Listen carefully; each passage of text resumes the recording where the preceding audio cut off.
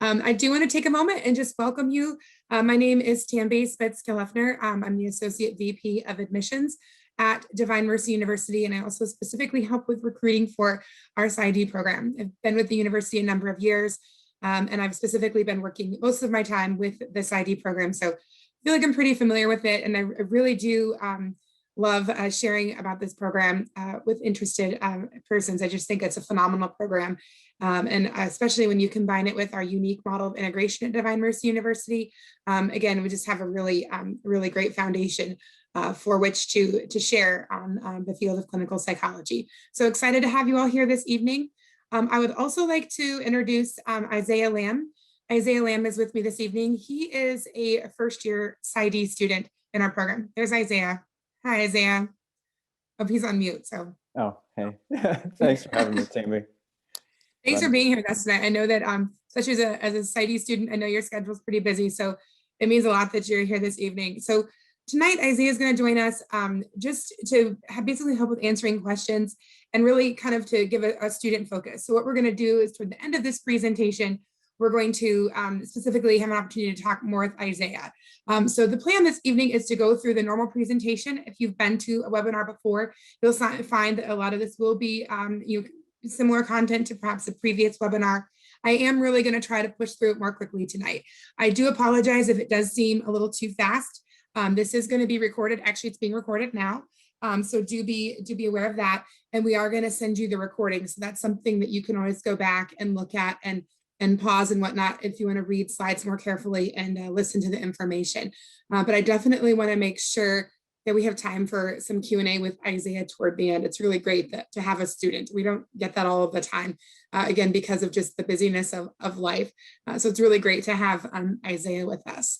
So a couple more housekeeping notes. Again, as I mentioned a moment ago, I want to encourage questions. You can type them in. Through the Q&A, there is actually a Q&A section at the top or bottom menu bar, depending on how you have it viewed on your computer or your device. So there's a Q&A option. That's the easiest option for us to see questions, but you can also use chat. Chat is fine as well. So without further ado, let's go ahead and get started here. So here, the importance of this slide is not me. The importance of this slide is the email admissions address, the admissions email address specifically for this Psy.D program, and also the phone number for our office. So I do encourage you to take a moment. If you're not familiar with this email address, please do jot it down. This is the email address by which you can specifically reach us regarding the Psy.D program. I do really try to keep an eye on that email. And again, it's just for Psy.D, so we try to give it particular attention. Also, there is the phone number for our office. So we encourage outreaches at any time. So this here, our next slide, we're going to go ahead and get started really with the official part of the presentation. This slide and the following slide really just talk about the history of our institution. Some of you, as you know now, our name is Divine Mercy University. However, we did start out in 1999 as the Institute for the Psychological Sciences. At that time, we were exclusively a school of psychology, and we did have a master's in clinical psych that moved on to a Psy.D in clinical psych, just like we have today. We did actually expand our university in 2014. We met a demand that we really felt like we just heard years and years through the market, was to have an online master's in general psychology, a non-practitioner, non-therapeutically based master's program. So that was our first online program. We launched that in 2014. And then that was, again, a great success for us. We continued expansion, addressing the kind of changing culture within psychology and counseling together. And we expanded into 2015 to become Divine Mercy University. And that occurred when we added our School of Counseling. So now at the university, we do have two schools underneath our university, umbrella of the university, if you will. And those two schools, again, the School of Counseling, as you can see here, and then the Institute for the Psychological Sciences, which is our School of Psychology. Important to note that you may not know this, some of you might, that the fields of psychology and counseling are actually considered to be as different as perhaps English and history. So a university should not actually have housed those programs underneath one school. So that was the expansion to university, the university concept. So these are two very different fields that you see in front of you. And tonight we are specifically looking at the field of psychology and the degree of clinical psychology, specifically a Psy.D degree. Okay, so a little bit of historical notations there for you. If you have any questions about our history, do feel free to reach out about that. Again, there's lots more to share, and I am kind of pushing through some of those details this evening. What's very important about DMU is our mission. We have a very, very unique mission. We bring together the science of psychology and counseling with the Catholic Christian anthropology of the human person. That really does set us apart from all other institutions. And I'm saying this, coming from a sense of humility, but also a sense of an understanding of the reality of our world today, that I can say that we really are the only institution that has quite this intentional of a focus on this anthropology and this bringing together, if you will, of clinical psychology and counseling, or rather, excuse me, psychology and counseling with this unique anthropological perspective. That is just not something that is really very common in our educational world today. So that is the thing that sets us apart, I would say, from any other institutions, where these two come together. It's an important point here just to spend a moment on this to help you understand that at DMU further, we actually view and really believe in the validity of the science of psychology, but we also see that it is enhanced and really fulfilled by the Catholic Christian anthropology. So for us, one is not above the other. The two come together and they really create a holistic vision of the person that can be really brought forth through both. So the science is valid, and of course the anthropology is valid. And when you bring the two together, you simply have a whole view of how to treat the human person. So again, very important part of understanding our mission and vision, and to ultimately, our goal is to help students and prepare them for their professions in the mental health and wellness fields, as would be the case with the MS in General Psych, the non-practitioner degree. We are an accredited institution. That's a really important thing to know about. We have a number of different accreditations and recognitions, if you will. You can see those listed here. A couple of the ones I want to highlight today. We are regionally accredited. Currently in the United States, to operate as an institute of higher education, you do seek regional accreditation. There isn't really a national accreditation through the Department of Education. It's done regionally. So we are accredited by SACS. That's the Southern Association of Colleges and Schools, specifically their Commission on Colleges. They take care of this region. So we are accredited. The whole university is accredited by SACS. It's, again, that regional accreditation. We are also recognized and given authority to operate in the state of Virginia. That's our home base, is in Virginia, in Sterling, Virginia. So we're permission to operate through SCHEV. Again, just important to note that we have our state's allowance and recognition there. And really important to those of you here with me this evening is APA accreditation. We are very, very pleased to share that we have APA accreditation, that's American Psychological Association. And we received that back in 2016, and we're actually only one of two institutions in the history of APA to actually get full accreditation in the first attempt at accreditation. So that's a great feather in our cap, if you will. I think it really, it actually really gives props to our faculty and to our university as a whole, and how hard they had been working at this program leading up to the time in which we had sought out accreditation. So just, again, really important for those of you here to recognize that and to know a little bit about that accreditation. Again, APA accreditation is something obviously really important to us, and it's just great that our university, especially with our mission, has that. What I'm going to morph into here next is actually understanding clinical psychology. Up until now, you've noticed I talked a little bit about counseling, talked a little bit about our MS in general psychology. That's a non-practitioner degree. And then we, of course, tonight are talking about specifically clinical psychology. It's very important to understand that clinical psychology and counseling, these are very different fields. They're actually considered, again, as I mentioned before, to be as different as arguably, history and math or something like that. They are very separate, very, very different, and have different goals. But clinical psychology is for those of you who really love to understand more deeply the human person, maybe through data-driven methods. And then that can then be used in a therapeutic process. So let me break that down a little bit more, especially as you read this slide here. The hallmark of clinical psychology is the clinician's ability to perform or run psychological testing, assessments, personality inventories and such, which are then reviewed, evaluated, and give you data by which an accurate diagnosis can be made of a mental health condition if the situation so warrants it. The clinician then takes that information and that diagnosis and creates a treatment plan that's individualized to that person, but also again takes into account the information gathered from assessment and testing and whatnot. And then that treatment plan is created and enacted through a therapeutic model. And again, there's always going to be a goal at the end of that model. So it really is an A to Z process, from testing, from figuring out what's going on, you're putting information out there by which to receive information back.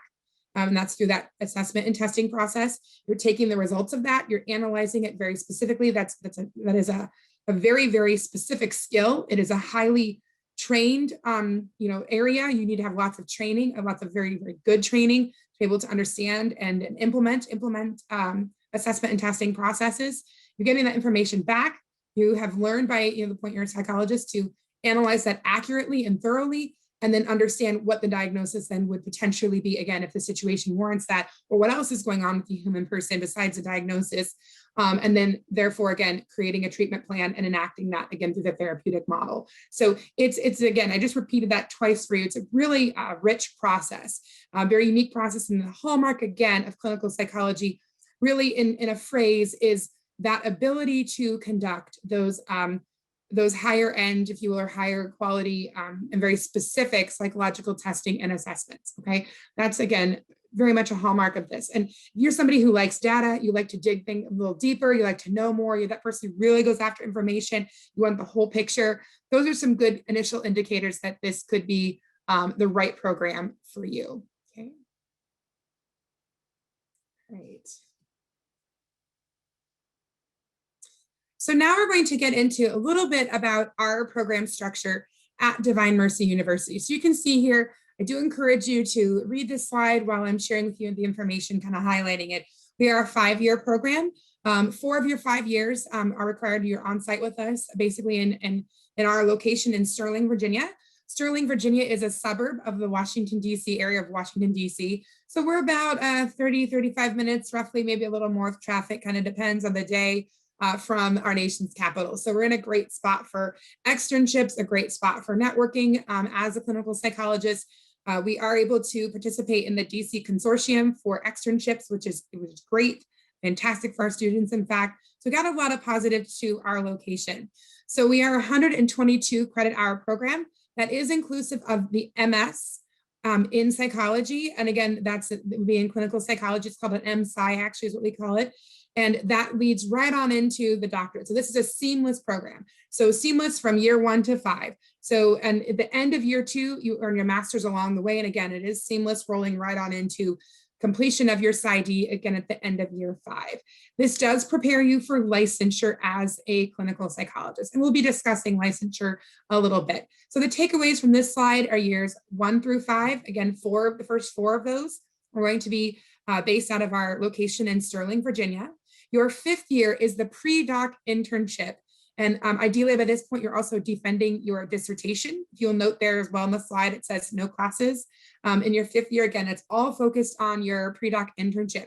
That internship is a professional level internship. You really are acting, if you will, as a junior psychologist. By this point, you've gained all of the information academically. You've had phenomenal externship experiences. And really, this is the final test before you graduate to really fine tune those skills before we put you out there officially as a clinical psychologist. In that 5th year, you are competing nationwide for internships against all other individual or students, again, in your same year in clinical psychology. So a very big year, great culmination to the program, that final year of finishing your dissertation, that pre-doc internship.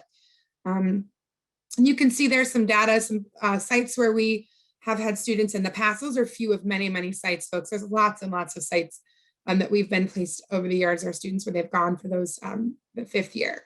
And right now, our rate, we have an 85% of our students are matched with APA accredited or APIC membership sites. That's our 17-18 data. And it's, again, really important to note as well that we are able to secure APA accredited internships. And again, all of our sites, we do rate around 100%. Actually, all of our sites do match up with APIC. So that's a good thing. So of that, of 100%, 85 are APA, and the rest are typically going to be, or would be, the APIC membership sites. Okay. Again, if you have questions about that, feel free to pop them in the chat. So a few of the things I mentioned before are here in this this slide. This is just some questions to ask yourself about how to know if this program is right for you. You know, some key points are, first of all, are you somebody that really wants to work with the human person? Are you really want to help people flourish? Are you someone that maybe even people say, hey, you'd be a great psychologist or a great counselor, or wow, people really love to talk to you? If that's something you hear as feedback, it's probably another sign that this could really be a great fit for you. Just on a personal level, do you value and appreciate the idea of being an instrument of healing through specifically the psychological sciences? As I mentioned before, the Hallmark piece is, are you interested in that data-centric role of gathering data through psychological tests and assessment and diagnosing clients and creating full-scale treatment plans to see them through this treatment and flourishing process? And are you ultimately looking to start a career as a licensed mental health professional? That's a good point to note. Interestingly enough, some of us, not everyone is called to be a licensed professional. There are individuals who want to do just kind of maybe more triage, more front of the house, just kind of help people and then pass them on to professionals. Again, that's what we call the helping professions, and that's what our online MS in psychology is for. So just important to note that you can be called to wanting to help people, but it doesn't always mean it has to be through specifically a licensed mental health professional. There are other avenues, but this here is to kind of give you some markers to help you decide if this could be the right program for you. The next several slides cover these key areas here, and I am going to move through these pretty quickly and try to, again, just to get us to a spot where we can have some good discussion with Isaiah. This slide right here shows 6 key points of competency that are achieved through our program. And then the following slides will break them down 2 at a time. And this is, again, these are the outcomes, if you will, the competencies that our students gain through our program.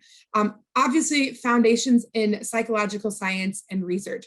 Again, you'd expect that, but it's just huge. That's just a foundation of the program. We are rooted in the psychological sciences and in research, and that is, again, very much a key of this program. And again, as I mentioned, a while back, we highly, highly value the science of psychology. Integrity of practice, that encompasses a lot of things. Ethics, understanding, again, how the practice works, following protocols, just, again, knowing your boundaries. All of those kinds of things are incredibly important to becoming a successful and a professional of high integrity within the field of clinical psychology. Assessment and diagnosis. Hit on that quite a bit this evening. I think you can all pick up that that's a pretty important point. That is, again, a hallmark of our program, that our students do come out of this program extremely, I would say extremely well-versed and with high skill sets in the area of assessment and diagnosis. And just to take a moment on this and share a little bit more, we actually have a deep focus on even an extra focus on assessment and testing and diagnosis. So there, again, because we're APA accredited and any good program should have these, there's benchmarks that you meet as far as curriculum. We actually exceed those, and specifically in the area of assessment and diagnosis. Again, because this is a hallmark of the program, I just can't stress how important it is for clinical psychologists to really know how to be excellent at assessment and diagnosis. I mean, the last thing we would want are psychologists who have weaker training in this area, especially being a hallmark of the program. So at DMU, specifically in this program, we really do enhance that area and offer additional training compared to just baseline standards and also to other peer institutions. Okay, therapeutic intervention. So if you remember that whole process we walked through a little while back, therapy is definitely a part of understanding of the work of a clinical psychologist. You have the assessment and the diagnosis, the creating a treatment plan, and that part of that treatment plan is bringing forth a plan for effective therapeutic intervention. And we really do, again, at DMU, work very, very hard to ensure that our psychologists and our students that come out as psychologists have high competency in the area of therapeutic intervention. The last couple here, professional roles. Within the field of clinical psychology, there are a lot of different roles that you can have. And so we hear the term clinical psychologist, but there's a lot more to it than that. You can become a clinic director, a supervisor, somebody who has individuals that they're, just like you would do in your externship, you're supervised, your internship, you're supervised. We're also imparting that knowledge on the future. For you to be able to do the same one day when you're qualified to do that. But understanding all of the different roles that you could have within the field of psychology is very much a part of our program, and making sure that our students are aware and prepared for all of those opportunities that are in front of them as a clinical psychologist. And finally, clinical practice from a Catholic integrative perspective. And again, very important point, another, significant component of our program. If you remember, the two kind of link together, the science of psychology with the integration. And again, that for us, the two have to be together for the fullness of this education. So certainly last, but certainly not least, is the focus on this perspective. And again, that is a perspective where you as a student are engaging in additional credit hours. Actually, we do have 9 credit hours that are specifically and wholly focused on integration. So those classes would contain Catholic Christian philosophy and theology. We have our own unique meta model of the human person. I'm not for sure if you guys have heard about this through our emails, but we actually have that published. It's a book, and it's called the Catholic Christian Meta Model of the Person. And that is the model, if you will, by which we practice integration. It's the how-to and the what we believe to be true about the human person as it's applied with psychology, okay? So those are those 6 points, these key foundations that you're gonna be taking away from our program, okay? And I'm just gonna give you a second here, each of you, to read these. These are just focusing it a little bit more on those 6. So I'm gonna give you an opportunity to read these slides for a moment. I'm gonna check in on your questions, and we'll get right back here in just one quick moment. And I am going to go ahead and address a great question I have. There's a question that basically it says that it looks like we focus a lot on research, and why do you offer a Psy.D and not a PhD? And there's a discussion on like really the PhD versus the Psy.D. I think it's important to understand that when I'm talking about research, and again, I apologize if it came off this way. I feel like my focus has been a lot on clinical skills assessment and testing. But I think because you're seeing the word research pop up, and because I did mention research, I do want to definitely touch upon your question. It is very important to note that this is a Psy.D program. Okay, a Psy.D program is different from a PhD program. We are users of research as a Psy.D program. PhD programs are heavy research focused. They are not clinically focused. They are not therapeutically focused in the same way that a Psy.D program is. So PhDs are the creators of research, and Psy.D programs are the users and implementers of that research. But it is very important to understand that in a Psy.D program, you're still definitely going to want competency in research. You're going to want to know how to understand research studies, how to even conduct your own small studies, perhaps, especially because we do have that dissertation process. So research in any doctoral program, there's a reasonable expectation across the board that you have a simplistic understanding, at least, of research. So our program does go, I would say, beyond simplistic, and goes into basically ensuring that you know how to read research, implement research into your practice. So you can, again, take a study that's out there and be able to interpret it, understand it, and go, okay, I'm going to put this methodology at play in XYZ scenarios. So it's just, again, research and understanding research is very important. Certainly, you can also certainly implement some research with your dissertation, but it's not going to be anywhere near the same level of a Psy.D program. So I do want to make sure that we're clear on that. So this is not a PhD program. It's not a research heavy program.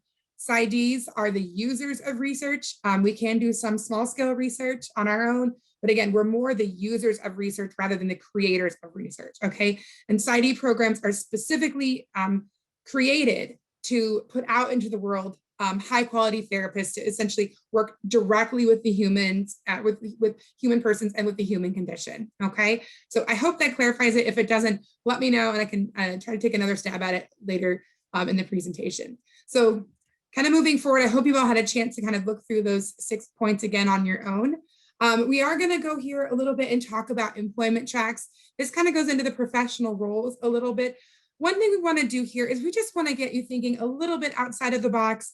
We hear the word clinical psychologist, and the point of this slide is to share with you that that means a lot of different things, okay? What you're seeing in front of you here with this slide is essentially job titles, if you will. These are things you might see as you are looking for jobs, or as somebody's reaching out to you to see if you're interested in something. These might be some of the types of jobs or descriptions that you would see out there. And again, this is to just give you an idea of all of the different areas in which you as a future clinical psychologist could operate. And again, this is just a few. It's actually, I would say, really just a smattering of all of the possibilities out there, okay?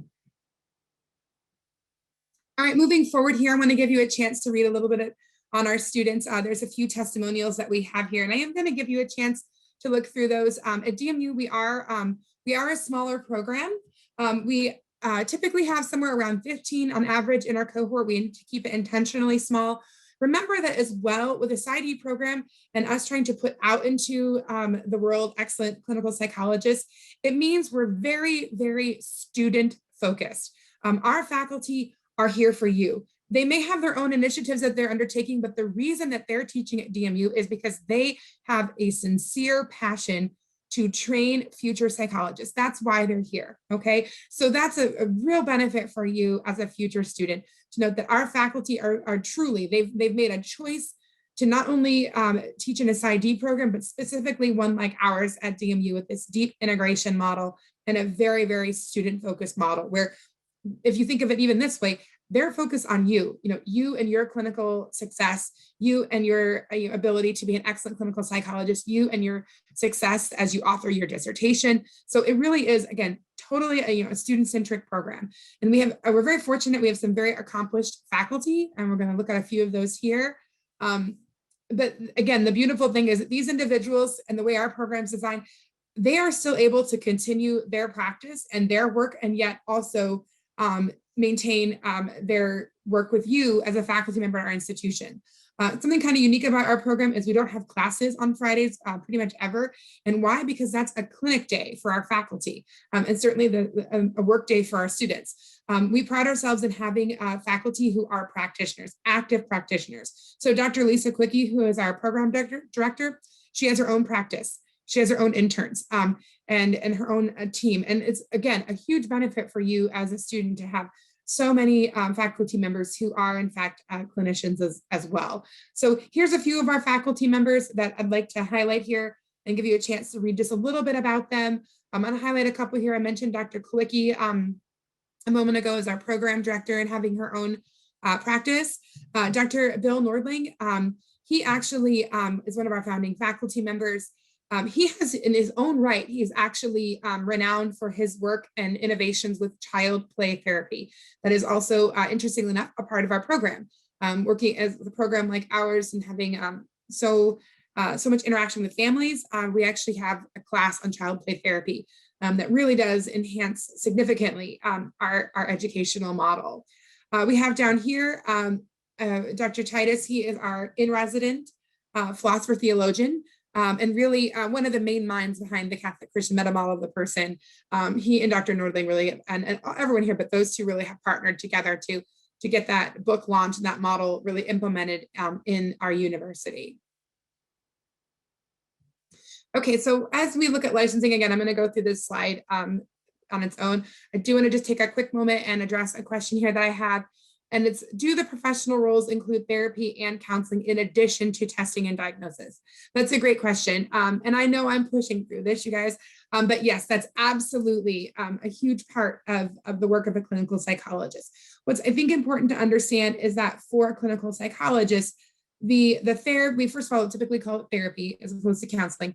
The therapy piece comes a little bit later. It comes after the assessment and testing and potential diagnosis, and then a treatment plan is created. When the treatment plan is created, that will include therapy. And when that treatment plan is enacted, essentially that treatment plan being enacted is when the therapeutic process kicks in. So you've got some very thorough processes at the beginning that are really come together when the therapeutic process is enacted. Okay, I hope that makes sense. And Isaiah, this might be something later. Feel free to jump in on if you feel like you can clarify that from the student perspective. Okay, I hope that helps answer that question. But yes, therapy is absolutely essential to the work of a clinical psychologist. What the takeaway from this part of the conversation is just that it's something that comes a bit later because we first gather data about what's happening with that person so that we're getting a full picture of what's going on before we engage that therapeutic path. Okay, I hope that helps. Okay.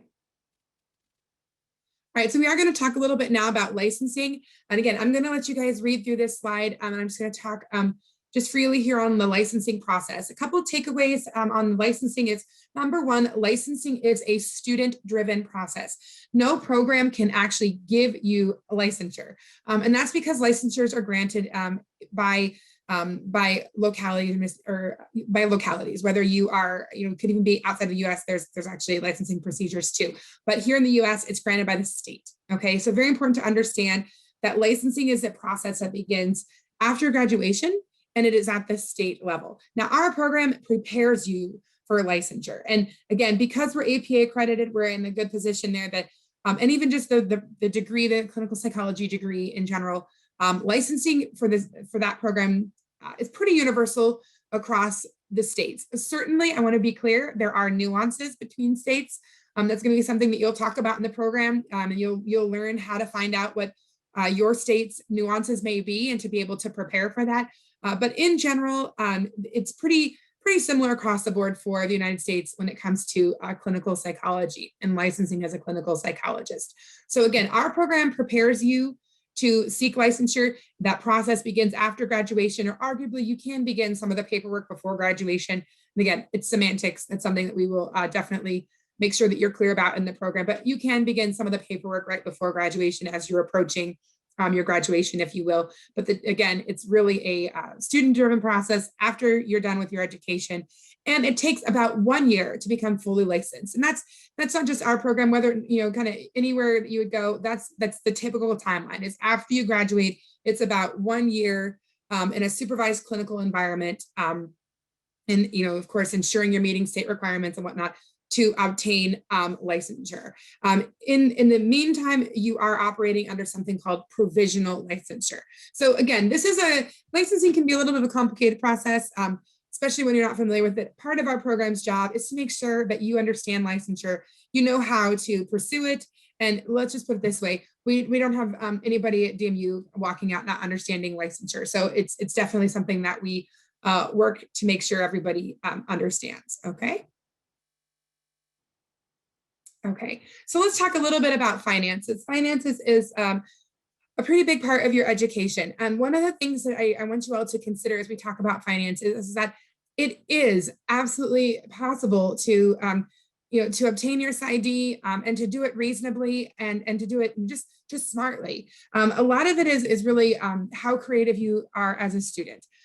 Another thing to remember is that when we talk about this program, this is 5 years. This is a 5-year intensive program. I don't know that we use the word intensive necessarily very often. I think it is fair and accurate to use that word to call it an intensive program, which just means it really is 5 years of your life. You, in a certain sense, turn over your life for these 5 years to this, very dignified pursuit, this noble pursuit of becoming a clinical psychologist to help and to serve individuals. So it's a really beautiful and very rigorous task before you. And it is 5 years in total that you're doing that. You cannot work during the program. And that is the case with a lot of these programs because they there's so many credit hours. I'm sure you can imagine it ends up part-time options or working while you're in the program just becomes really, it's just simply not possible with these kinds of programs. So think of it, it is a doctorate program. So think of it like dental school or think of it like medical school. It has that kind of intensity behind it. So when you think of it from that perspective, I think that kind of sheds some light on the approach that should be given when approaching this program. This is also a program that I encourage you to view accurately as an investment. It does not depreciate, it appreciates, it provides you value year after year. Another piece I like to encourage with folks is that each year you wait to begin this program, is 1 year that you are, number one, you're not able to serve those that really are waiting for you. And there are very real people right now today. If you become a clinical psychologist, God knows exactly who you're going to be serving, when you're going to be serving, and he knows who is in that path and has set that path forth for you and for them. So I always share with folks, just to encourage you, is don't delay. I mean, if you really believe that this is something that you want to do, dive in and do your research, but the best thing to do is just to get started, is to apply and let the rest just happen, and that is something to really remember. Another thing I share with folks when it comes to engaging in a program like this, regarding a timeline, is that each year you wait is also 1 year that you're not actually working in the field, and you're not actually even necessarily getting the return on your investment. So if you wait 2 or 3 years, that's 2 or 3 years more that you're not getting the return on this investment in yourself and in this education. Okay. So as we continue to talk about finances, please just keep those things in mind. So here we're going to talk, we're going to dive right into our fees and to our tuition costs. We're also going to talk about how our students pay for this particular program. So we are, our total cost all in, including tuition and fees, is around $135,000 for all 5 years. So it's very important to understand that this is a 122 credit hour program, and those 122 credit hour programs occur over 5 years. So the total cost for that whole 5-year period with tuition and fees is right around 135. Okay. Now I say that number, I know it's a big number. Personally, I share the number boldly because I want us to talk about it. I want us to be able to really go, okay, that's my number. I'm not breaking it up by year. I'm not giving you all this breakdown math. I'm like, here it is. I'm one of those people that I just want to know what's my out the door price. I'm buying a car right now. I've been doing some car hunting with my husband. Guys, I'd much rather shopping for education than a car. But that's what I say to folks. I just want the out the door price. I don't want all, just give me the out the door price. And so that's what I try to also share with individuals, just openly and honestly, is just, let's talk about that. So it's 135 total, and let's work at how our students are able to pay for that education. Okay. This education is able to be covered in a number of different paths.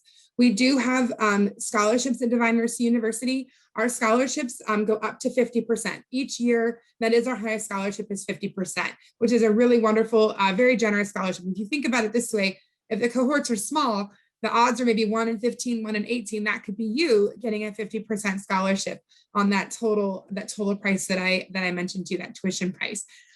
So that's again a really big benefit that could be available to you as a future student with us. The 50% scholarship is an academically based scholarship. It is awarded by our faculty to those applicants who are qualified and who also specifically apply for that 50% scholarship. And then from there, we have a number of other different scholarships. We have some that are in the 20%, 25% range. We even have some agreements, if you will, out with different dioceses and even different undergraduate institutions. So if you're a part of any institution that has an agreement with us, that's another way to get a guaranteed scholarship. So I'll give you an example. Ave Maria University is a partner with us. So is the Fellowship of Catholic University Students. So those individuals who have a direct affiliation with those organizations have a guaranteed scholarship with any of our programs, because they're a part of a partner organization. Their organization has valued our work at DMU, and we in turn value theirs. And so we've worked together in order to offer an easy access scholarship option to their constituents. So that could be something as well that you could look into, and I would certainly encourage you to do that. As far as internal aid goes, we also have student assistantship. So think of them like graduate assistantship positions, and those can earn you an additional $25,000 over the 4 years that you're on site. Again, the 5th year not on site, but a student assistantship is a work for pay program, again, like a graduate assistantship. And so that is a program, again, during your 4 years, you're with us on site, and that could get you an additional 25,000 off of our program. Okay. There are aid limitations as far as what can be combined, but you can combine a scholarship and an assistantship. So for example, let's say that you're somebody who is a constituent of Ave Maria or Focus, and you have a guaranteed scholarship with them of, let's say, 25%, you would be able to get that 25% scholarship, and you would still be able to to apply for a assistantship position and earn an additional $25,000 with us over the 4 years you're on site as a part of the Work for Pay program. So that's a great way to do a little bit of stacking there with aid, if you will, kind of put those two together, and you can actually really significantly bring down that tuition cost. That does still leave a remaining amount that you need to consider. You might say, well, Tammy, how do we cover that? Our students do a lot of different things to cover that. We do offer cash plans and financing. We also have a lot of students who do decide to use a federal student loan program or private student loans.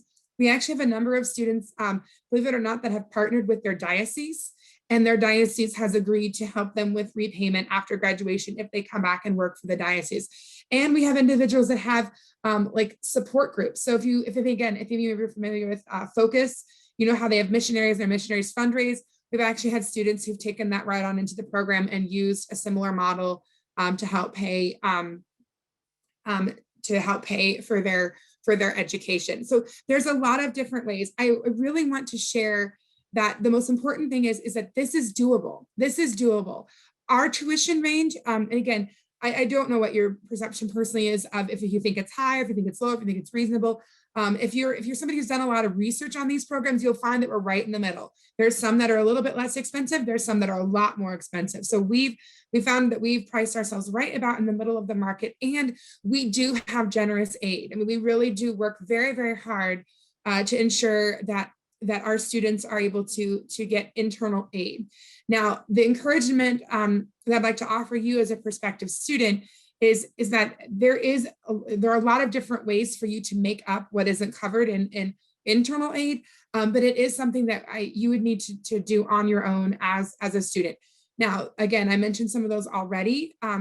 There are also programs that are out there that are post-graduation, because the field of psychology is considered to be a high demand field, an area that it's a field that has areas that don't have enough psychologists. You can actually serve in an you can actually become a psychologist working in an underserved area, and you can actually receive grants toward your student loans. So I think that's we do have some students who've done that as well, and that helps them to again take care of all those costs. I think the most important thing to take away is that we're going to be able to do some work for you, and you're going to have to do some work for yourself, but together we can take care of this. And it's going to be more in little bits than like one big chunk. Okay, that's what I think is something that would just be helpful for you to know as a prospective student.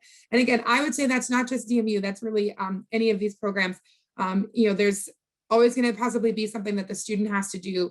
There's a lot of great external aid programs out there where you can seek out excellent funding sources for your education, both during school, but also after, okay? And again, if you have questions about that, definitely let me know, and I'm happy to try to expound on that.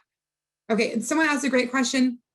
How can a diocese become a partner with DMU? It does require the support of the diocese. And if you are somebody who you have a connection and you'd like to talk about that, do reach out to me, and I will actually put you in touch with our Vice President of Admissions and Enrollment, and he actually takes care of working with those agreements. And we do have a number of agreements with whole diocese. So the diocese does have to be on board with that. And again, there's a conversation happens, and we figure out how we can work together and go from there. So and I'm actually working on a couple myself right now where institutions have reached out to me and have said, hey, we want to be a partner with you. So send them my direction, and we'll definitely get in touch. But that's something that we're really proud to have that kind of a program, because it really helps folks out, and it's a great way to get a little bit of money out there. Someone asked, is there a list of organizations and partners? And we do have a list. If you let me know, I can definitely get you that list of different partnerships that are out there. And some of them I know off the top of my head, so you can just reach out to me personally, and I can let you know if you might be somebody that qualifies with them. But Focus is one, Ave Maria. I think we've got Christ in the City. Got a number of different ones out there. Again, we have both dioceses, we have actually individual parishes, and then we have organizations. So got a lot of different things going on. Oh, and undergrads as well. So lots of different things going on to kind of help our students out. Okay. Again, if you have any questions on finances, do let me know. I know that's a big one. I just want to be encouraging to you. and let you know that, again, it is doable and we're here to help you, okay? And we're here to help you locate those resources. Now let's talk about a little bit about how you actually get into DMU, like what's the process for applying. So we're going to go through that here in the next few slides. So we do require you to have a baccalaureate degree from a regionally accredited or internationally recognized institution. We do prefer a background in psychology, although it's not required. Again, it is highly preferred. I think that was just very helpful for you to know that we certainly prefer it. It's not required. We would also like to share that if you are admitted without an undergraduate degree, in psychology, you would need to engage in our psych overview course during your first year with us, okay? And again, that's not too intensive a program, but it brings you up to speed and makes sure that all of our students are kind of beginning the program from the same place on the subject of psychology, okay? Kind of beginning on that same playing field. We do require a minimum of a 3.0 on a 4.0 scale. Applicants who are lower than a 3.0 may be considered on a case-by-case basis. So, and again, there would be other parts of your background that we would be able to consider on that. The application process itself, first of all, we want you to go online and actually just fill out application. We actually currently have a waiver in place with the codes, and the code will be out again at the end. I'll have it in a slide, but it's CCMMP1999. CCMMP1999. That's the code for a free application. It's a 2-part application. First is biographical, and the second part is personal essays. So once you submit the application itself and the supporting materials like your letters of recommendation, GRE scores, official transcripts, etc., we also ask you to begin the financial aid process. Then once everything's into us, we do evaluate it. We see, again, making sure all the criteria are met. We look up the contents very carefully of your file. And then ideally, again, if everything there is qualifying, we would invite you to an in-person, it's now a Zoom-based, but a Zoom-based group interview. We do have multiple admission periods.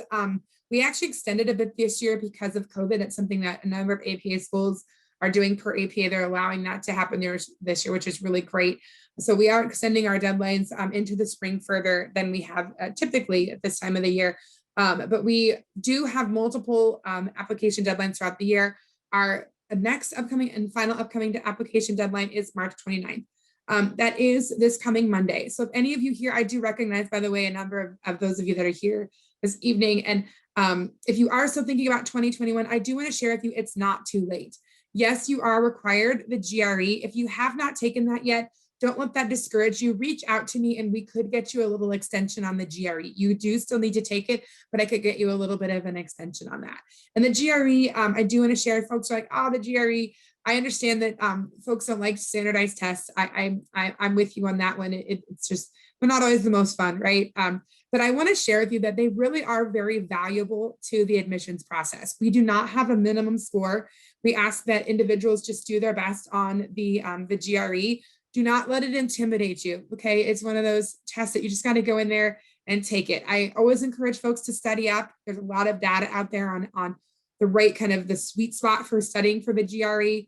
Don't let yourself get nervous or anxious about it. Just do some, responsible studying, a few minutes, 15, 20 minutes to half an hour every day for a few weeks if you want. I think that's like typically the recommendation. And then go in and take it and just do your best. That's really what we're asking for you. But what that GRE does for us is it gives us a very focused understanding of your personal abilities in a way that your transcript doesn't. It expounds in areas it expounds on particular areas of your ability to engage academically that, again, aren't necessarily demonstrated the same way through the transcript alone. So we do find it to be very helpful in understanding, again, the whole of your abilities. Who you are as a person is really important to us. Who you are academically is really important to us. Like, again, what all this coming together, we really are just trying to get that whole picture. We really are sticking with that holistic model that we put in our program, even in the admissions process. So again, don't let the GRE scare you. Take it and go ahead and apply. And that's always my encouragement to folks. Once we have reviewed everything, we again invite you to that interview day. Again, provided everything meets our standards, you would do an in-person group-based Zoom interview. So I'm just meaning it's live. That is a full day experience. It's actually You do a couple of different interviews with a couple groups of faculty alongside other applicants, but you also have a few other exercises as a part of the day as well. There's a live writing exercise. There's actually a faculty presentation done by Dr. Nordling and Dr. Titus on our integration model. So it's a great day for you, not just to be interviewed, but to also learn about DMU. We really try to share with you during that day, really fine-tune details about our program and help you to really get to know us. So that it's just not just an interview day. It really is like a visit day, if you will. So, and again, we conduct that interview. We like to turn decisions around fairly quickly at DMU. We really recognize that our students, if you can apply to DMU, you can apply to other programs. We understand we're competing for you. We really want to get you notification on your admission fairly quickly. So we are actually known to provide an admission decision inside of just a few weeks of your interview. We try for that in as many cases as possible. And then once admitted applicants work through the financial aid process and finalize their package and officially accept their offer admission, then we move on to registration for classes and orientation. And then classes begin on site in Sterling, Virginia in August. About mid-August is when we begin our classes, okay? I did mention a moment ago that we have a free application again. That code is CCMMP 1999, and that stands for Catholic Christian Meta Model of the Person in 1999, the year that we were founded. So do use that code to get a $55 waiver of your application. Just so you're aware of the recommendations, we do have some specifics on that. 2 need to be academic in nature, like a professor, or maybe a research supervisor or similar. And 1 can be from a professional source, maybe like a work supervisor or similar. And again, you do need transcripts from all post-secondary institutions. And again, that GRE score. Okay, and then I think we got all those points covered there. Okay, I'm gonna check the chat here. There's a question about what the word limit is. It's again, all the instructions for the essays are actually in the application itself, but there's 2 essays with a total word limit of 1,000 words. I hope that answers that question for you. If you are an applicant that is an international applicant, or if you have an international transcript, there's just some things that we want you to know. If you are holding a degree from outside of the United States, you would need to have a course-by-course evaluation conducted. If you are an individual that English would be a second language, and you have another first language, we would also ask you for a TOEFL or IELTS test. And again, TOEFL is actually conducted through the same company that operates GRE. So if you're doing your GRE, it's also you can do your TOEFL through them as well. Okay, and again, we do require that any international degrees be measured for equivalency. So you do have to have a course-by-course evaluation, and they do need to be equivalent to a baccalaureate degree, a U.S. baccalaureate degree. So a couple more final repeats here of just details regarding this upcoming deadline. March 29th, we do have a required interview date for that day. Is April 16th. So if you are planning to still apply for this coming March 29th deadline, also mark off in hopeful anticipation of the faculty interview that is going to be on Friday, April 16th. So if you, we just said it's in April, but the date has been set and it's April 16th. So that would be our, at this point, that would be our final interview date available for August 21. And again, I really want to encourage you, if you're all thinking about August 21, just apply. Talk to me, email me, let's have a conversation. I'm glad to help you out, and I can give you, again, a little bit of a deadline on that March 29th date if you need it, especially regarding the GRE. I can't flex on the April 16th date. That's already locked in, but we can talk and we can see what we can do to help you out there, okay? And again, here is my information on just for email. I definitely take note of this admissions.Psy.D email address, and then also our phone number for the office, okay? Finally, again, before this webinar concludes, I do want to share that we are going to be sending you a recording. I want to also share that we encourage you to set an appointment with us. If you do have follow-up questions or engage us via email, we're really happy to help you learn more about our program and to share with you why our program is really could be a great fit and one of one of the top psychology programs out there, if not, the top psychology program out there. So it's a fantastic program, something that, academically rigorous with really very intensive and high quality clinical training. I really don't believe that you'll be disappointed in this program. It really is a one-of-a-kind place and a one-of-a-kind program. I do want to go ahead and, again, we're not going to officially conclude right now. What I'd like to do is open this up for some Q&A. We do have Isaiah with us, so I'm going to ask Isaiah to engage us here. And let's spend some time talking to Isaiah a little bit about his perspective as a student, okay? All right, Isaiah, and you can go ahead and go off of mute. I'm going to ask you some questions too. I've got there's two questions, Isaiah. I'm going to read from the chat real quick that we can answer. And the first one is, do the counseling courses transfer to the Psy.D program? And the answer is yes, some courses can transfer. It does depend on which courses. And in general, you can transfer graduate courses in counseling or other clinical psych program into ours. It's just limited. Our max is around 15 credit hours. So that is something that you'd want to reach out to me and talk to me about, but it is limited in the number that can transfer. So reach out, let me know if you have a transcript you can send along. That would even be more helpful. So I hope I took care of that question. And how old can the GRE be? The GRE has an automatic expiration of 5 years. So it's good for 5 years per GRE, not per us or per any other school. GRE has said they're valid for 5 years. So if you've taken it within the last 5 years, 5 years from the time you apply, you're in the green. So I hope that helps you guys out there. There's a great question about organizations, about getting the 25 to 35% off. What is that criteria? An organization being affiliated to receive this discount? You do have to be, your organization has to be a part of a membership with us.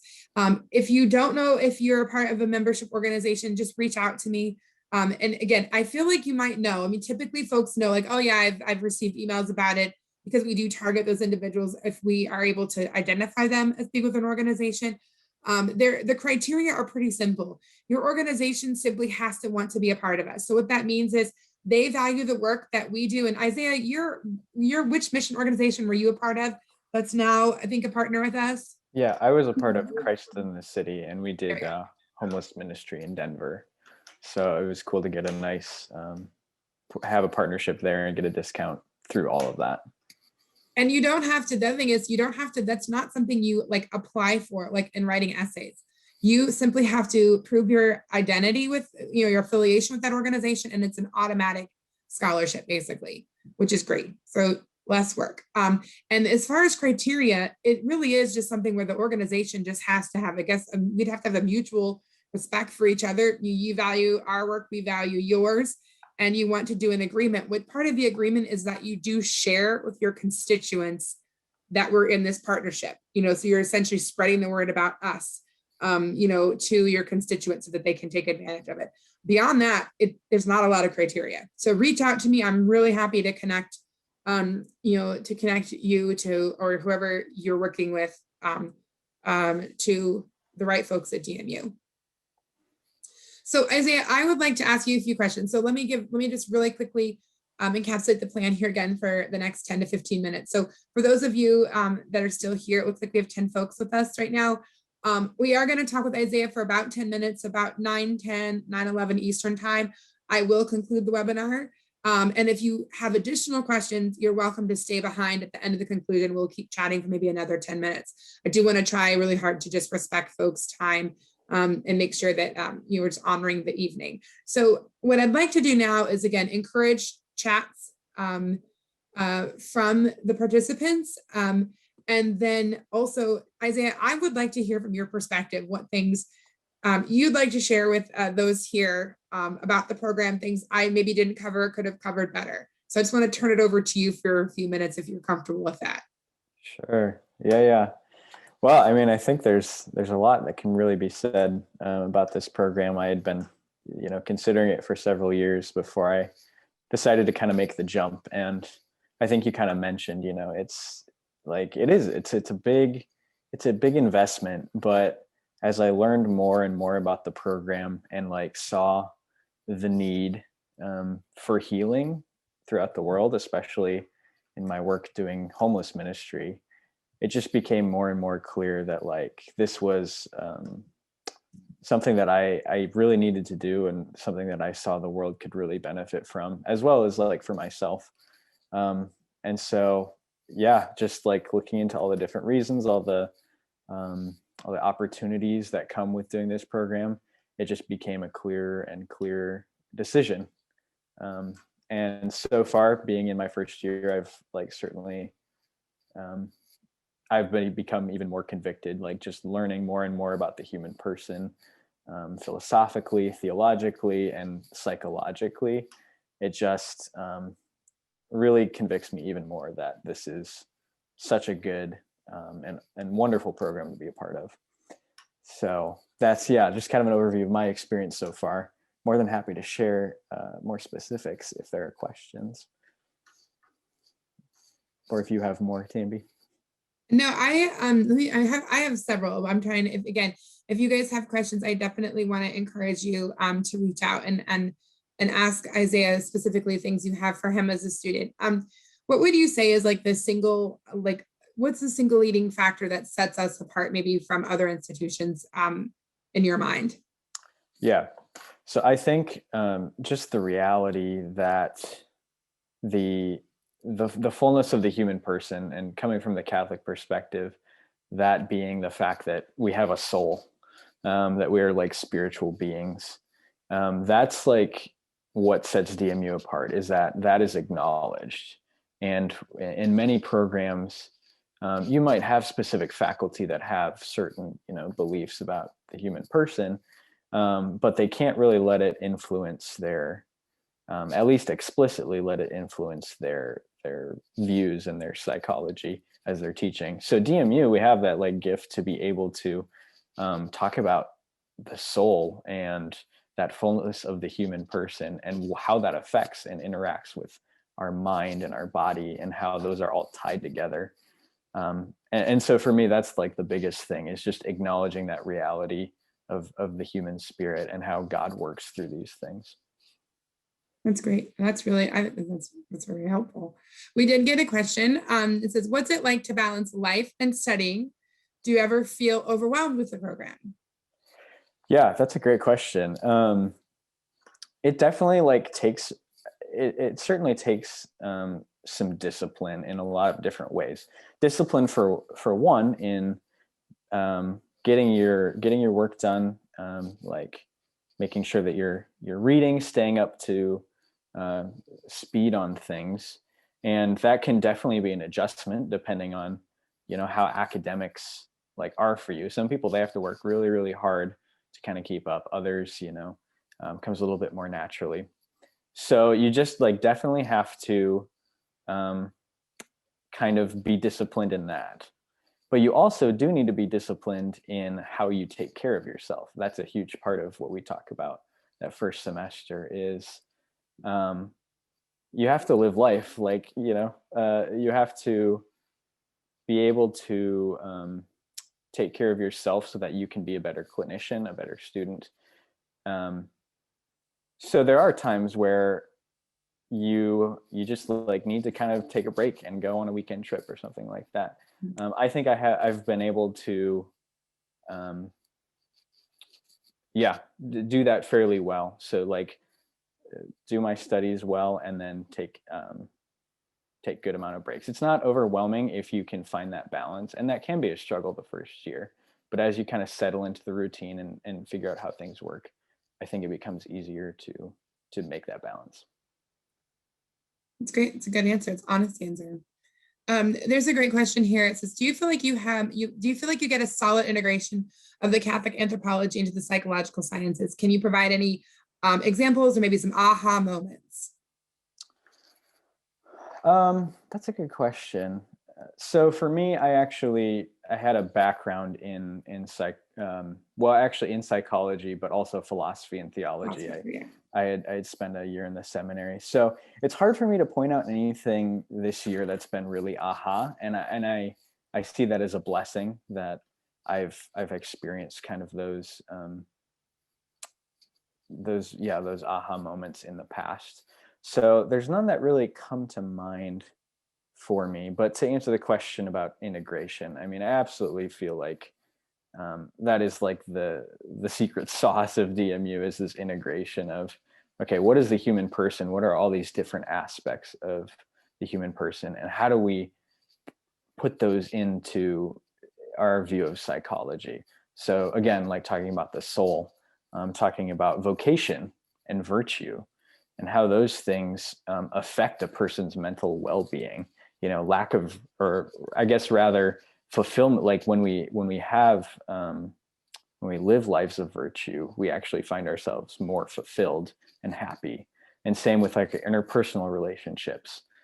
Like we were made for community. That's like what heaven will be, right? Is this communion of everyone. And so it makes sense that when we're lacking that, we're also lacking well-being. So I hope that kind of gets at that question there. I don't know, Christian asked that question, if that helps, but I think that's honestly a really great answer. I know that so my undergraduate background is in psychology. I've had some additional graduate work in counseling and psychology as well. I'm not a practitioner. I want to be very clear. And for me, that is not a secondary vocation for me, is clinical work, right? And Isaiah talked about it, but I will say I've actually never seen, and I actually did have an undergraduate background in a Catholic environment, but I mean, I was never privy to the conversations on true human flourishing like I've seen at DMU. And it's not, I don't know, and again, Isaiah, what you think of this or expound on it, it's not coming necessarily from a perspective of religiosity, but it's coming from a perspective of really, truly human flourishing. It's so much, I guess, I feel like even religiosity is kind of up here, even kind of arguably surface. And what we do at DMU is going so much deeper than that. It's really going, it's digging deep into the anthropology of the human person. And again, I really just, I think that was something that was just so amazing for me when I first encountered DMU as IPS before I even worked there. I consulted, basically, just to give you some brief background, everyone, I just had worked at another institution of higher education, and by God's grace, was working a lot with, in a triage, helping professions capacity with students with mental health challenges, and really ended up bumping into this really phenomenal psychologist who I later found out was IPS/DMU trained by the program that you're all looking at. And I saw a profound difference in her ability to practice psychology. And I asked specifically for some mentorship with her to help me do better triage. And again, and that kind of introduced me to the whole school. And from working there, I really have never seen the discussions, just even, again, words kind of fail me, but the depth of the discussions, the digging deep. And again, I don't know, virtue would never have come up in my previous exposure in psychology, even at a graduate school, at a graduate level, never would have come up the idea of virtue, and not just virtue as in do good or don't do bad, but actually like, what does virtue mean? What does flourishing actually mean? What is truly good for the person? What happens when we struggle to find that good? And, again, all those things. And I think that for me, just from a non-student perspective and exposure to the model, again, it was just starkly different than anything I had seen at the undergrad or graduate level, where I was focused in the areas of psychology, counseling, helping professions, et cetera. So I don't know, Isaiah, what you think of that, if that's helpful, or Christian, whose question this was, if that helps. But I'm just trying to, again, I think as Isaiah says, it's the secret sauce, if you will. So it's good to spend a little bit of time speaking on that. So I don't know if there's other questions that you have. I did. Oh, good. Okay, here's one more. Do you feel like it is a mad dash, tongue wagging race to get stuff done, or is there time to chew on the concepts and maybe wrestle with the information? It's a good question. That is. Somebody who I think had some graduate school experience. Yeah, right. That is a great question. I'll be honest, it's a bit of both. Honestly, there are times where because there's so much good information out there. And as I've started my first year here, I'm I am getting so much information shoved into my head, so much good information. And I can't imagine, the rest of my time here, if that's what it's going to be like the whole time. It's such a good thing. There's so much being given to me. And I wonder okay, how do I process all of this? So there are moments where you are like, you're getting a lot and you kind of just have to make it through, push through. I think that's true of any graduate program. I wouldn't say that's unique to DMU. And then there's also times where you do have the opportunity to really engage. There's a lot of lab courses where you are like just practicing. Like that's all you're doing is you're just practicing these skills, therapy skills, assessment skills. And certain classes are more discussion oriented. So you have time to kind of process with your other classmates. So I guess to kind of maybe give it a succinct answer, it's yes, it's a mad dash, and there's time to really like process all of it at the same time. That's a good answer. I think that's accurate. And again, I think that's indicative of most any graduate program. I would say it's indicative, particularly of robust programs. I mean, you know what I'm saying? I don't know how you all feel about it, but just my experience with, over the years, my own graduate school experiences through doing this kind of work and just really spending lots of time in higher education. That is like sort of my area of profession. Is just, I've seen that good programs want to be good. And what that means is they cram a lot in, you know what I mean? You're getting a lot, because in a certain sense, they can't help themselves, and that's, I think it's a good thing at the end of the day, probably, but it's a good answer, Isaiah. Yeah. I do want to be mindful of the time. We're pushing 9:15 here. We do have a couple of more questions. We've got a couple, I think there's a couple big ones here I wanted to try to get to. I don't know if there is something I did want to touch on with you, Isaiah, and I don't want to put you too much on the spot. There's a question, I'm struggling to find it right now, but someone was just wondering, I'm going to try to find it again real quick, but it was something along the lines of just how do we handle in the culture today? I think, again, I'm trying to find the question, I apologize, but just with the culture today is how do we, how do we deal with the complications of the culture and our Catholic Christian anthropology? Isaiah, I'm happy to take that one if you don't want to, but I wanted to see if as a student, again, you could kind of describe that a little bit for us. And just, again, I think that goes a little bit into that, like religiosity is up here and what we do is just so much deeper than that. So I don't know if you want to share a little bit on that. That might be helpful if you're comfortable. Yeah, for sure. I think, and if I remember right, the question kind of talked about political correctness, and it mentioned even like gender identity, sexuality, that type of thing, which is certainly a hot topic, in social media, in the world at large. And I think, again, like what Tambi said, like it's not so much this like religiosity question. It's more a question of truth. And a lot of times when people ask me about, DMU, I could say, oh, well, it's Catholic. But like the question or like the thing I go back to is like, well, no, it's like it's getting at truth, which is, Catholic. But it's like, okay, what is the truth of these things? What is the truth about gender identity and the experience that people are having in these situations? So I think DMU does a really great job. And honestly, I haven't been able to get to that particular topic yet. We have a sexuality course later in the program, but I can say as a whole, DMU is very focused on that aspect of truth, of going deeper and like, what is the reality here? And how can we speak to that? Kind of push all of the hullabaloo and the media madness away and say, what are we actually looking at? What is this person's experience? And how can we speak to that with love and mercy? So yeah, I think that would be.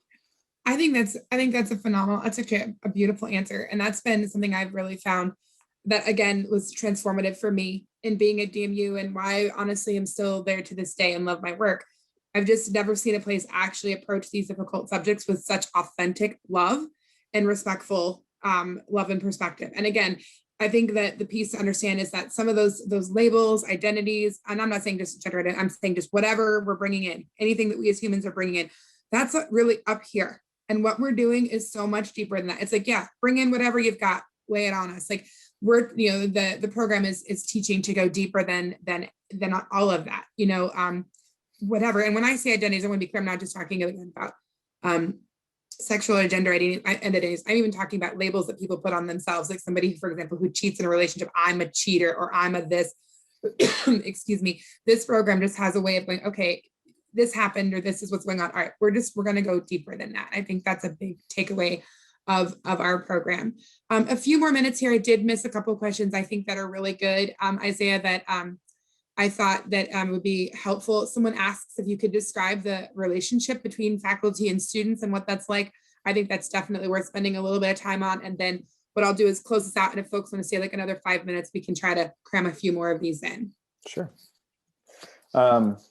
Yeah, so I, unlike, or like many people who have started any sort of education this year, relationships have been affected certainly by the pandemic and that sort of thing. So that has definitely impacted relationships as far as student professors go. But I will say that the professors have done a really good job of trying to push past all of that.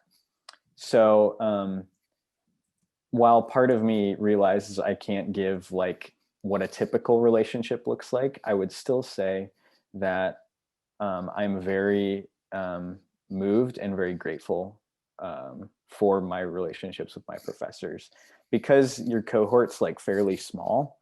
I mean, 15, 16 at most, if not, smaller than that. You have a lot of time to really interact and get to know the professors, and they have a lot of time to get to know you. And so it's a really cool atmosphere, really cool to feel, kind of have that connection with your professors, and to feel that they're really invested in you. They are 100% there because they want to be, and they want to help train good psychologists. Not because of, it's like the best pay in the world or anything like that. It's like they are truly invested. And it comes through. And even despite all of the COVID, issues, I've really been grateful for the effort that they have made to accommodate our needs and help us to learn what we need to become better psychologists. That's great. That's really great. A couple more that are Isaiah geared. This one's a tough one. If you're in the hot seat on this one, I hope you're okay with it. Bring it on. How have you paid financially for your education? Are you comfortable sharing on your finances a little bit? Yeah. Okay. Absolutely. So for me, I have to get it all organized in my head, because sometimes I'm not always 100% sure. It is. And I think what Tambi said is it is a big investment. But kind of for the reasons I mentioned earlier, I really felt like it was worth it. So I currently I had a decent amount of money before coming into DMU, not enough to like live off of. So I am using and utilizing loans to help pay for school, as well as housing. So that's my main source of income there. And the school is really good about helping you to get to the amount that you need to make sure you're living comfortably. So like Tambi said, I also was able to get a scholarship through my work with Christ in the City. So that's helpful. But yeah, I guess the main way I'm paying for it is through loans right now. Although also what Tambi mentioned about, talking to diocese, I'm in conversation with my diocese to see if there's a potential for repayment later down the road if I go to work for them. I'm happy to get more specific on that if there are more specific questions, but that's kind of a general. One thing and Isaiah can kind of give a little testimony on this, but as far as just, I really do encourage individuals to look at post-graduation coverage of student loans. There are a lot of options there. The challenge that we have with that is, as an institution, those programs change almost yearly. They change with presidential administrations. They change with need. So it's very difficult for us to say, do this program. Because if we might say that year one, and by year two it's changed and it's still there, but it's a different name or whatever. But there are a number of post-graduation programs that we are not able to help you pursue, but you can pursue them post-graduation that help take care of your student loans for you. And that is something that I really would love to see students engage just more deeply and put that time in, because it's very worthwhile to do that. So, and that's something, again, Isaiah's heard me talk a little bit about in the past, just within the office. But I definitely want to encourage that as a way to, that's not a pipe dream. That's very real. That's real money. It's actually very accessible. I think the biggest challenge is it's often like it's like doing taxes. It's just bureaucratic and kind of painful to work through the paperwork. Actually, like licensure, right, Isaiah? Like it just paperwork, you got to do it. So anyway, this is a good one. How is your application process? Someone thanks you. Teresa's thanking you, Isaiah, for patiently answering the questions. One more, just we'll say, what is the, and again, if you need to hop off, go ahead and hop off. We're going to do just a couple more here and wrap up for sure by the 9:30 hour. Okay, that was kind of my goal, is we're totally done by 9:30 Eastern time. But if you have to hop off, feel free to do that. We'll do a couple more. So the questions, going back to what I was just mentioning a moment ago, is someone's asking, what characteristics are we looking for in students in applying? And Isaiah, how is the application process for you? Great. Yeah, so let's see here. I don't know if you want to, I could try to speak to personal characteristics, but you might have a better. I say go for it if you're comfortable with it, or if you want to just share how it's for you. You tell me. Okay. Either way. I'll start with the application process for me, and then I can give a stab at the first part there. Application process for me was really quite simple. The biggest struggle for me was just figuring out whether or not I wanted to go for it or not. And once I kind of made the jump to apply, it was pretty simple. I just kind of filled out, the application. I remember I hadn't taken the GRE yet, and I was at home. I'm from South Dakota originally, and I was supposed to go back to Denver like that weekend or the following week. So I realized if I wanted to get my GRE done, I had to do it like 4 days after I submitted my application. And I wouldn't necessarily recommend that route. But full disclosure, I decided to take the GRE like 4 days after I applied, and it didn't go too bad. So if that's like a concern for you, I would definitely study a little bit more than I did, but it definitely was not something to, lose too much sleep over. So that was probably the biggest thing, was just prepping for the GRE, taking that.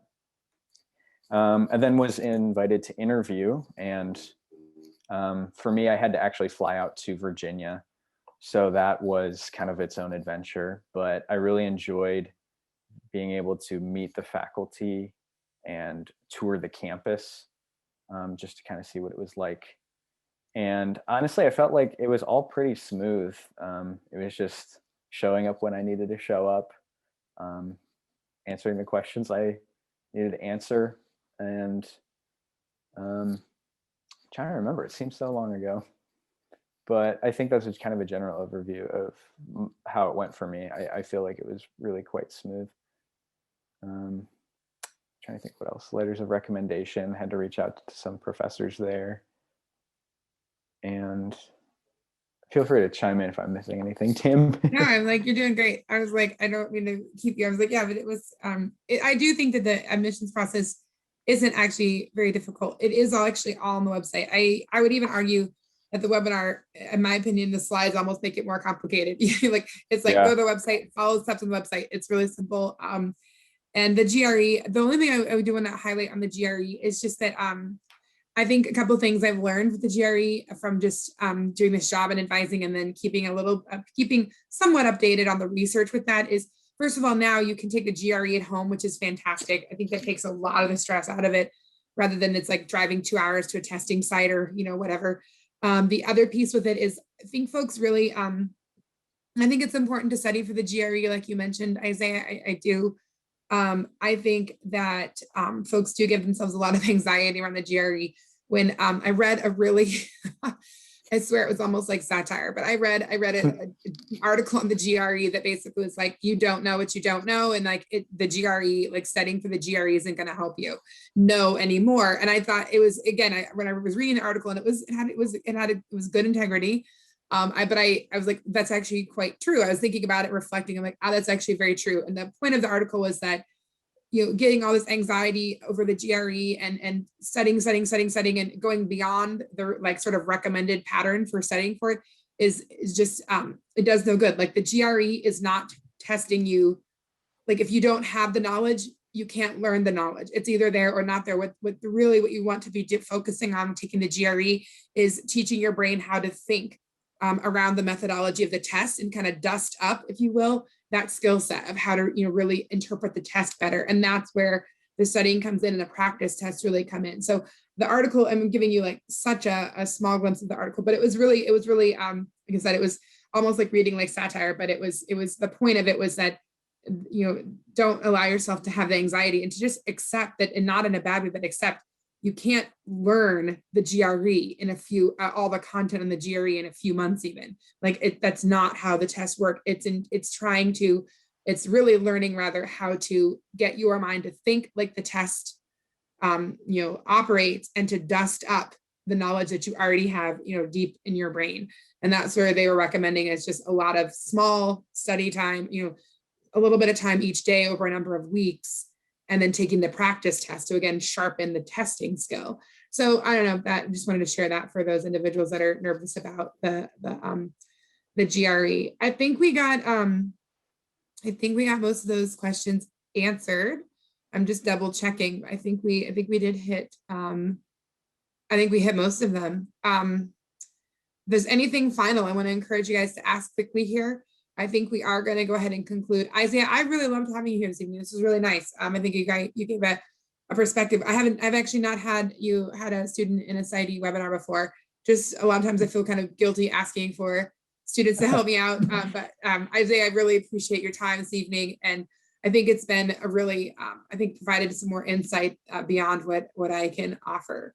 And there are, I do want to let everyone, feel free to hop off. Nicholas, you do have a question about psychology versus counseling. I'm happy to answer that. I will conclude the webinar because I'm going to give you a very thoughtful answer on that.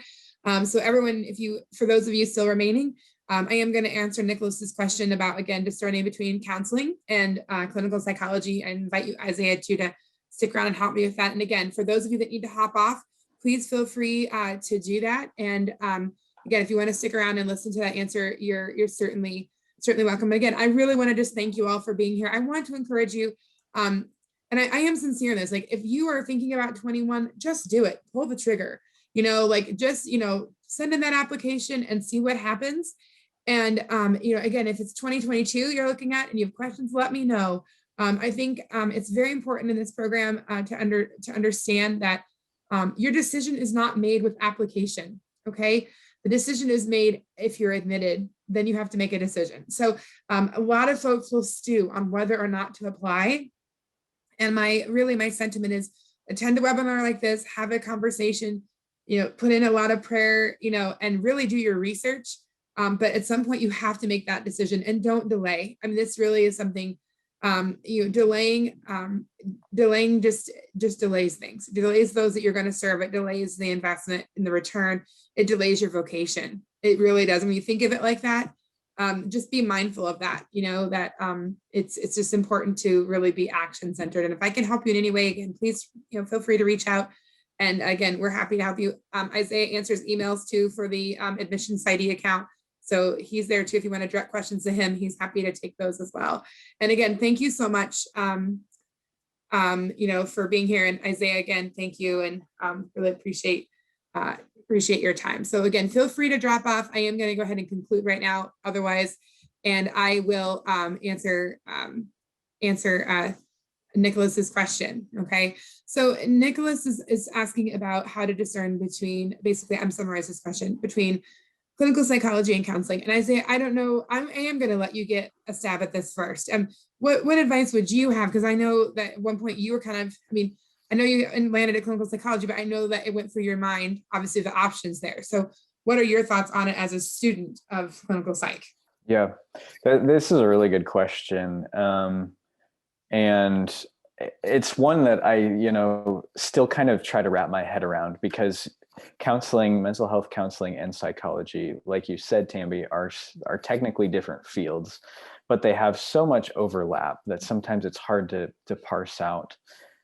So I think this year has been really good for me to kind of get a sense of more the difference. And actually, a bunch of my friends have been applying for counseling programs. So kind of hearing their experiences kind of helps me get a better picture of that. And basically, you know, a lot of the similarities is like that desire to encounter people in therapeutic settings, to engage in talk therapy. And that's something that both like as a doctor of psychology you're doing, and you're doing as a counselor. What kind of sticks out to me as the main difference is that doing a Psy.D, doing the doctorate, is a much more deep dive into what you would traditionally think of as the field of psychology, learning about the brain, learning about all these different, you know, theories of behavior, and also what Tambi said about learning about assessment and that sort of thing. Whereas counseling is a lot more focused on, okay, I'm just going to be sitting with someone in therapy and kind of working through problems. Like there is a need to know theories of therapy and, you know, basic information about the brain and that sort of thing, but it's much more focused on that relationship. Like I will be in therapy with someone.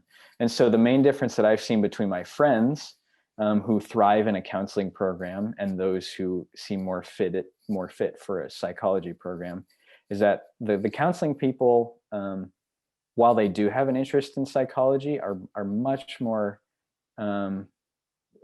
focused on that relationship and being in with people throughout whatever, you know, they happen to be going through. Whereas those who are interested in psychology really have a fascination with the field as a whole, you know, understanding how the brain relates to all these things. Again, all those different theories, kind of the things I said. So it's a much deeper dive into that field. I know that can be maybe kind of confusing. Hopefully that's a little bit helpful to understand. And Tambi, certainly if you have more to add. No, I think I again, I agree with all of that. Certainly. I don't know, you know, someone in the field gave me an example. So I have a couple of friends that are counselors. I actually am helping, my cousin is a counselor, excuse me, in the state of Nebraska. And she is a psychologist who does all of her psychological testing and assessment for her counseling clients. She works a lot with folks who are, it's really hard work, victims of human trafficking. I mean, it's really, really tough work. And so they will, and she actually, her and another friend of mine both use the same kind of descriptors for counseling. And both of them talk about how it's not that they don't value clinical psychology, they just don't have a desire to engage that deeply. And so the way my cousin, who I think gives a good example, she's like, you know, she's like, hey, I'm going to have Dr. Thomas do all the testing, all the assessment, tell me what's going on, and I'm just going to dive in and help. And that's kind of her perspective. And she's like, I'm just going to dive in, you know, meet them where they are and like get that talk therapy, that counseling going. And I'm going to leave the big stuff to him, is how she kind of puts it. And now he's the opposite. He's like, I'm not so engaged with the, like, let's get in and dive in, you know, like right now and just get going. He's like, I want the background, I want the history, I want to dig deep into what's specifically going on with this person, what's the pathologies that are present, what, you give me the whole, you know, kit and caboodle, I want it all. And very, again, from a much more scientific perspective. And it's interesting because when I see the two of them next to each other, these are two phenomenal, in my opinion, phenomenal therapists, counselors, a counselor and therapist who do amazing work with this very difficult population. But yet their approaches are very, very different. And yet the others, they both defer to the other for different functions of, if you will, the overall counseling or therapeutic process. So I don't know if that helps, but I do think the aptitude there comes, like, if you're that person that's like wanting the data, wanting the science, really wants to engage you in, you know, biobases and assessment and testing and, you know, and all of that, again, knowing there's still talk therapy as a part of it. But if that other part excites you, then that's, again, you know, you're like, wow, that sounds like me. I think that's a pretty good indicator that you're in the right spot. Now, I will tell you that my other counselor friend, who again, phenomenal counselor, does public speaking, like really a great resource, does a lot of work with women and building up women. She like all those words of, biobases and history and systems and psychological testing and deep assessment and blah, blah. She'd be like, like, no, just again, I just want to dive right in and work with folks. And she gives me a great descriptor that I think is helpful from just a lay perspective, that counselors, again, are individuals who are largely working with folks who know that they have a challenge already in their life, and they're just seeking more of somebody to journey with them and help them work through that particular life challenge. And I thought, okay, now that's a little bit generalizing. It is a little bit generalizing. I think there can certainly be some expansion on that, but I do think it does the job in creating the picture for us to help us determine the difference. Again, it's like that person that's like, okay, I've just got, and my daughter's in her teenage years, I just don't know how to deal with her, blah, blah, blah. I got to work with somebody to figure this out. And that is an example from my friend that's the counselor, and has said like that's somebody that she's like, I don't necessarily need to go through, history, yes, but I don't need to go into deep clinical psychological assessment testing and so forth to like just sit down and dive into this, situation with this mom and her daughter, who's having difficulty with teenagers. Again, the history is important, but not necessarily is the need there for all of the assessment and testing.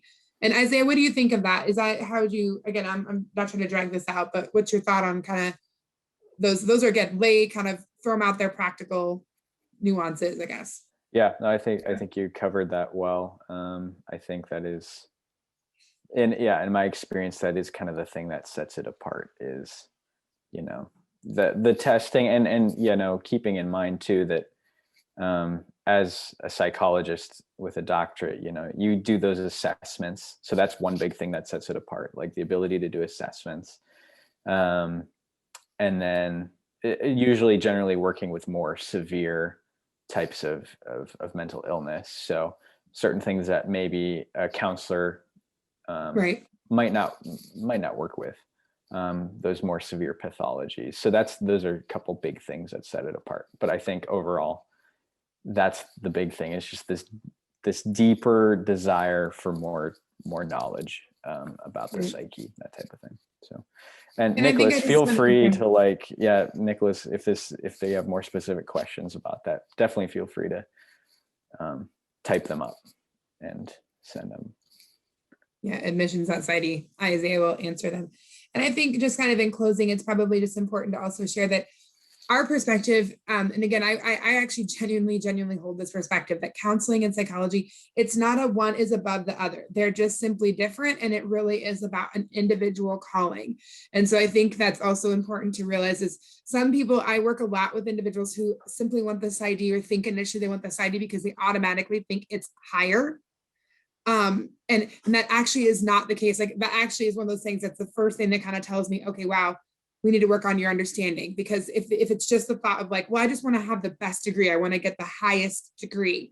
Well, that isn't how it works. You actually can do doctorates in counseling too. And we have some phenomenally accomplished counselors. So again, not trying to turn this into a thing about counseling, but the point is it really is about individual call and understanding what's the difference is between the two. So it's really about your call and which one is a better fit for you personally. So I hope that helps. I think that's a big one. I think that's actually huge. And the reason I'm spending time on this, by the way, is because that is actually something that even in the interview process and even in your essays will come out.